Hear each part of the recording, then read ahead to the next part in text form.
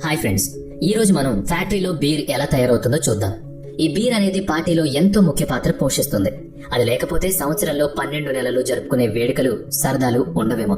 అయినప్పటికీ ఇది ఎక్కువగా తీసుకోవడం మంచిది కాదు. ఆల్కహాల్ మరియు బీర్ వంటి పానీయాలను ప్రజలు చాలా ఎక్కువగా తీసుకుంటారు. కానీ ఈ బీర్ మీ చేతుల్లోకి రాకముందు దీని తయారీ ఎలా మొదలవుతుంది, ఎలా పూర్తవుతుంది? అనేక ఫ్యాక్టరీస్ బీర్లను తయారు చేస్తున్నప్పటికీ నేను చెప్పబోయే ఈ ఫ్యాక్టరీ బీర్ను తయారు చేసే చాలా పెద్ద కంపెనీకి చెందిన ఫ్యాక్టరీ. ఇక్కడ చాలా మంచి నాణ్యత కలిగిన బీర్లు తయారు చేయబడతాయి. ఈ ఫ్యాక్టరీలో అనేక ప్రక్రియలు జరుగుతాయి. అయితే మొదట బీర్ తయారీ ప్రారంభమవుతుంది. ఇక్కడ ధాన్యాల నుంచి బీర్ తయారు చేస్తారు. గింజలను రుబ్బుతారు. గోధుమలు, వరి, వివిధ వనరుల నుంచి పొలాల్లో పండించిన నాణ్యమైన వాటిని పంట కోసిన తర్వాత వాటిని ట్రక్కుల్లో నింపి ఇక్కడ ఈ ఫ్యాక్టరీకి తీసుకొస్తారు. ఈ ఫ్యాక్టరీలో మొట్టమొదటిగా గింజలు మొలకెత్తే పనుల కోసం 4-5 రోజులు పడుతుంది. ఆ పని కూడా చాలా సాంకేతికంగా మారింది. ఎందుకంటే ధాన్యం మొలకెత్తకపోతే దాని నుంచి ఏం తయారు చేయలేం. కాబట్టి ఫ్యాక్టరీలో కార్మికులు గింజలు మొలకెత్తడానికి ఏం చేయాలో బాగా చేస్తారు. ఈ తరహా ప్రక్రియను ఉపయోగించి గింజలను ఎలా మొలకెత్తిస్తారో ఇక్కడ చూడండి. ఇప్పుడు దీన్ని పెద్ద ట్యాంక్ లో ఉంచుతారు. ఈ ట్యాంక్ లో చాలా నీటిని కలుపుతున్నారు. గింజల్లో నీళ్లు పోసిన తర్వాత ఇప్పుడు ఈస్ట్ ను కలుపుతారు. ఇది ఒక ప్రత్యేకమైన ఫంగస్.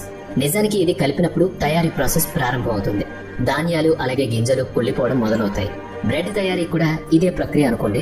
దీనివల్ల బ్రెడ్ ఉబ్బి చాలా మృదువుగా మారుతుంది. దాని కారణంగా దాని రుచి కూడా పెరుగుతుంది. దీన్ని చేయడానికి ఈ మిశ్రమానికి ఈస్ట్ జోడించబడింది. దాన్ని జోడించిన తర్వాత ఈ పండును చూడండి. ఈ పండును హబ్స్ పండు అని అంటారు. ఇది బీర్ చేయడానికి ట్యాంక్ లో కలుపుతారు. ఇప్పుడు మీరు ఈ పండు ఎందుకు జోడించాలని అడగొచ్చు. మీరు ఎప్పుడైనా బీర్ తాగితే బీర్లో చాలా ప్రత్యేకమైన వాసన మరియు చాలా భిన్నమైన రుచి ఉంటుంది. ఇది మరే ఇతర ఆహార పదార్థాల్లో కనిపించదు. ఈ భిన్నమైన వాసన మరియు రుచి నిజానికి ఈ పండు వల్ల వస్తుంది. ఇది బఠానీ ఆకారంలో ఉండే పండు.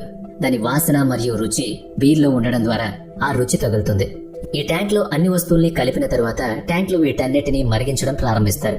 ఇప్పుడు చూడండి, బీర్ తయారీకి అత్యంత ముఖ్యమైన పదార్థాన్ని ఈ పెద్ద ట్యాంక్ లో 3 నుంచి 4 గంటలు ఉడకబెడతారు. మరిగే ఈ ప్రక్రియ త్వరగా పూర్తవుతుంది. సమయం గడిచే కొద్దీ ఈ మిశ్రమం మరిగేటప్పుడు నీరంతా ఆవిరైపోతుంది. ఇప్పుడు ఈ పదార్థం ఇక్కడ ఉన్న స్టాక్ నుంచి తీసేసి తరువాత ప్రక్రియ కోసం ఫ్యాక్టరీకి పంపబడుతుంది. తదుపరి ప్రక్రియలో ఈ మొత్తం పదార్థం ఎండలో ఆరబెడతారు. స్థానిక ఫ్యాక్టరీలో ఎండలో ఎండబెడితే, కొన్ని పెద్ద ఫ్యాక్టరీల్లో మూసి ఉంచిన గదిలో సూర్యకాంతి వంటి వాతావరణాన్ని సృష్టించడం ద్వారా ఈ మొత్తం పదార్థాన్ని పొడిగా ఉంచుతారు. దీనివల్ల తేమ బయటకొచ్చి పూర్తిగా ఆరిపోయి పదార్థం గట్టిపడుతుంది. ఈ ప్రాసెస్ పూర్తయ్యాక ఈ మొత్తం పదార్థం మళ్లీ మరొక ప్రదేశానికి వెళుతుంది. అక్కడ ఈ పదార్థాన్ని వేడి చేస్తారు. ఎండలో ఎండబెట్టిన తర్వాత లోపల తేమ మిగిలిపోయినా ఆ తేమను కూడా తొలగించడానికి ఈ వేడి చేసే ప్రక్రియ జరుగుతుంది. దీని తర్వాత ఇప్పుడు ఈ మొత్తం మెటీరియల్ ను పెద్ద గ్రైండింగ్ మెషిన్ లో ఉంచుతారు.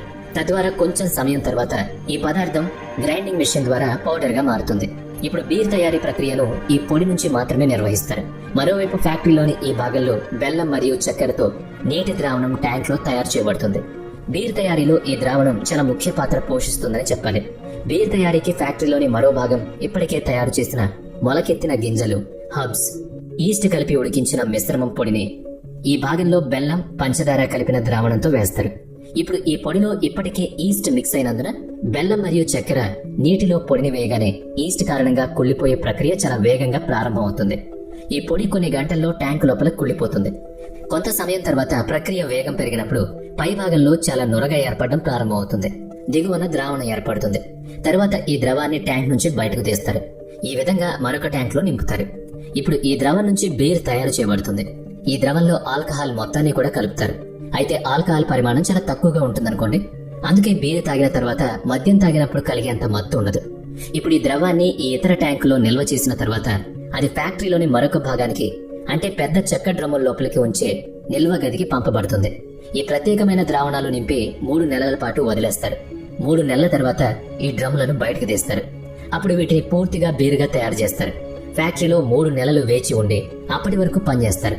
ఆ సమయంలో రెండవ బ్యాచ్ బీర్ తయారీ కొనసాగుతుంది. అంటే ఆ బీర్ ను తయారు చేయడానికి 3 నెలలు టైం పడుతుందన్నమాట. 3 నెలలు పూర్తయిన తర్వాత ఈ డ్రమ్ముల నుంచి బీర్ తీసి పరీక్షకు పంపుతారు.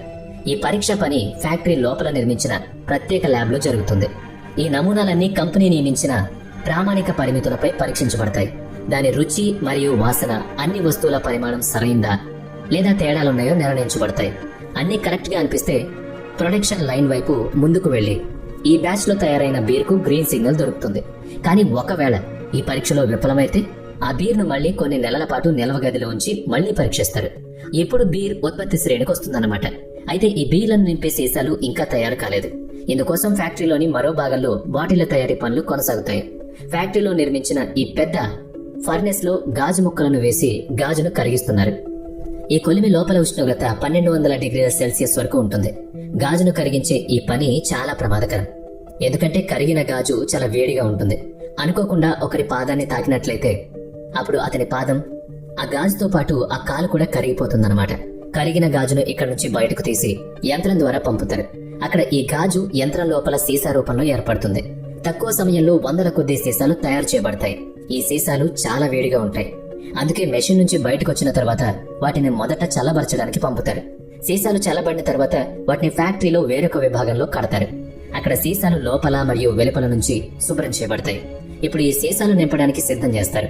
ఖాళీ సీసాలు ఒక వైపు నుంచి కన్వేయర్ బెల్ట్ పై ముందుకు కదులుతూ ఉంటాయి. మరొక వైపు ఫిల్లింగ్ మెషిన్ లో ట్యాంక్ లోపల నింపిన ఇప్పటికే తయారు చేసిన బీర్ ను ఫిల్లింగ్ ప్రాంతానికి పంపుతారు. ఈ పెద్ద automatic filling machine conveyor belt పై వచ్చే సీసాలోని బీర్ ను నాజిల్ ద్వారా నింపుతుంది. ఈ మెషిన్ లో కంపెనీ బ్రాండ్ నేమ్ బాటిల్ యొక్క రీఫిల్ కు జత చేయబడుతుంది. ఇప్పుడు యంత్రం ద్వారా బాటిళ్లు ముందుకు కదులుతూ ఉంటాయి. ఈ మూతని యంత్రం యొక్క ఇతర భాగంలో ఉంచడం ద్వారా మూసివేయబడుతుంది. ఈ విధంగా ఫ్యాక్టరీలో బాటిల్ చాలా వేగంగా తయారు చేయబడుతుంది. మీరు ఆల్కహాల్ వంటి మత్తు పదార్థాలకు దూరంగా ఉండాలి. మా లక్ష్యం కేవలం బీర్ అనేది ఫ్యాక్టరీలో ఎలా తయారు చేయబడుతుందో చెప్పడం మాత్రమే. Alcohol is injurious to health.